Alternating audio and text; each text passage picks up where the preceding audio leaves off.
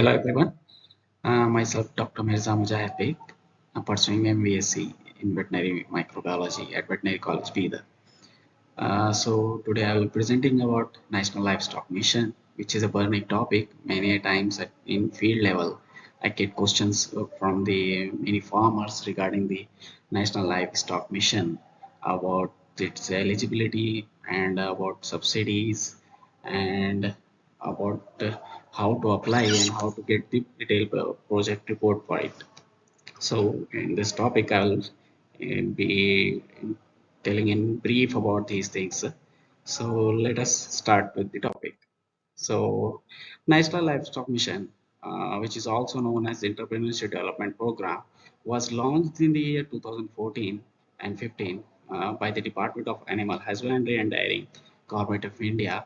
But the unit size at that time was very small, and the subsidy component was only 25%, and it was from the NABARD Bank, which is a national bank for agriculture and rural development. So because of the small unit and the less subsidy component, it didn't get succeeded. So again, the government revised it and realigned it in the year 2021 and 22. So they increased the unit size and with the subsidy components also increased up to the 50%, and which is through the SIDB, which that is the Small Industries Development Bank of India. And even the provisions were made to include the feed and fodder development and poultry hatcheries. The earlier program was launched in the only few districts of in the few districts of the country.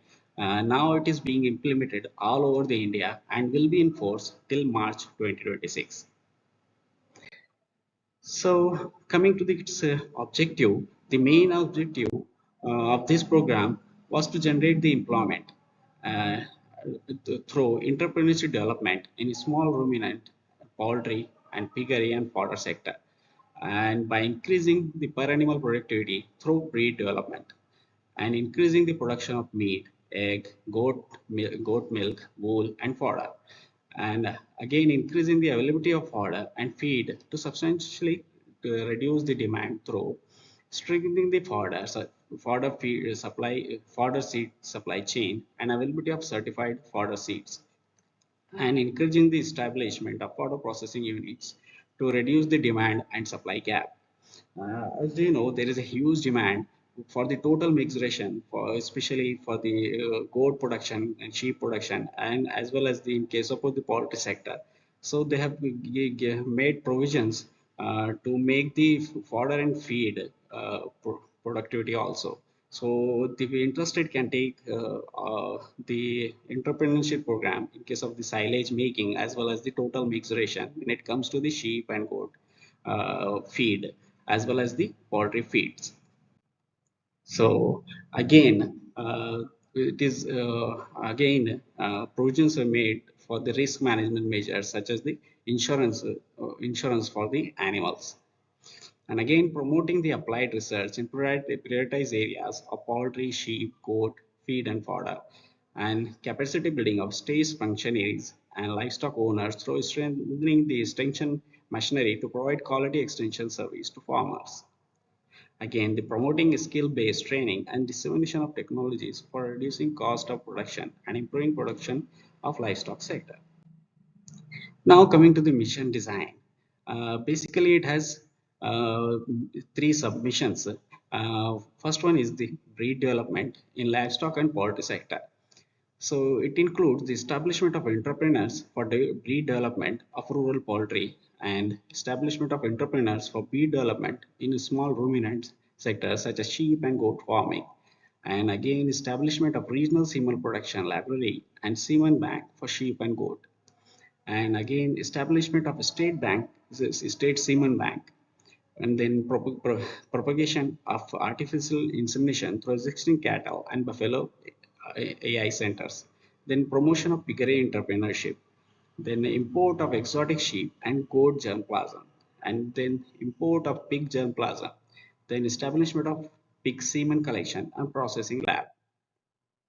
Then second submission is on feed and fodder development. So they will be assistance for the quality feeds, fodder seed production and entrepreneurial activities in feed and fodder. Then the submission on innovation and extension, such as research and development and innovations, then extension activities, and then livestock insurance. When coming to the livestock insurance part, there is a subsidy for insurance also. So the BPL card holders as well as the SC/STs will get around 70% subsidy when it comes to the premium amount, and APL card holders will get the 50% subsidy. Now coming to the eligibility, first and foremost thing is the person should be the citizen of India, and even an individual or else in partnership you can apply. Then even the farmer producing organizations can also apply. Then self-help groups can also apply. Then farmer cooperative organizations can also apply. Even the joint liability group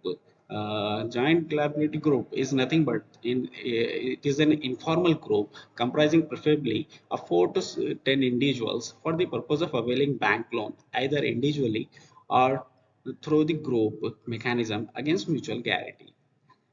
So even Section 8 companies, which are the non-profit organization that aims to promote charity activities, act, science, education, and sports, the whatever benefits will come, they will utilize those profits for the benefitment of these activities, and they have set an age limit for the persons individuals, and it is up to 65 years. Now coming to the subsidy component, there is a 50% capital subsidy of the total project cost, and they have given the subsidy cap for it. Minimum is 10 lakhs and maximum is 50 lakhs. For example, if your project cost is of about 1 crore, so it will be 50 lakhs subsidy component, and 50 lakh will be the remaining component. If it exceeds 1 crore, so maximum limit is up to 50 lakhs only subsidy cap. So remaining part, the 40%, that 40% can be availed as a loan or they can self finance also if they have that capacity. Then margin money, which is the mandatory, should be from the uh, for owners, that is the 10% amount. Then subsidy channelizing will be from the small industry development bank of India, and it is in the form of the back end subsidy. Now coming to the documents requirement, the detailed project report is required, which anyone can get from their local veterinarians. Even now these days, even the charter accountant are also making it, but it should be certified from the veterinarians. Then the land requirement for the sheds, especially there is no mandatory land requirement for the feed and fodder development, as I mean, they have not mentioned any land requirement for the feed and fodder development, because it is mainly on the stall feeding concept. So for land, for shed construction and other facilities, the land required is 1/4 acre for every 100 plus 5 unit. Then land documents, if it is if they have own, they can show the upload the documents. If they have taken on lease also, they can also apply. And coming to the KYC documents such as Aadhaar, PAN, address proof, and then GPS location photo or proposed land for shed construction. And nowadays you can get easily on Google Play Store about the GPS location cameras. With the help of those cameras, you can take the photos and you can upload on the platform. Now coming to the applicant photo, then bank consent for the loan purpose, or if you are self-financing, then also the bank need to give the guarantee that they can self-finance. Now coming to the own share 10%, they need documentary proof such as the bank statement. Then experience certificate or a training certificate. If you have experience of either of the goat farming or poultry farming or sheep farming, you can get the experience certificate from your local veterinarians. If you have attended any training programs, that also counts here. You can apply that training certificate also. Then these documents should be uploaded in the PDF format, and it should not be more than 1 MB, except for the detailed project reports that can be in about 5 MB. Then we have to submit these documents on online portal, which is www.nlm.udayamimimitra.in, and there is no registration or processing fee for this. So after uploading these documents will be screened by the state implementing agency, and after going through all the documents, they will send it to the lender bank, nationalized banks from which you have taken the consent form. So those banks will go through these documents, and they will sanction the loan, and and they will send it back to the again upload it back to the that platform. So after that, the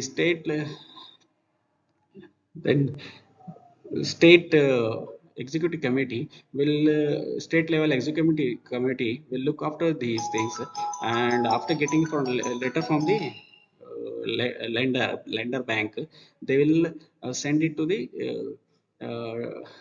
Department of Animal Husbandry and Dairying, uh, Delhi, to for the disbursement of the subsidy component.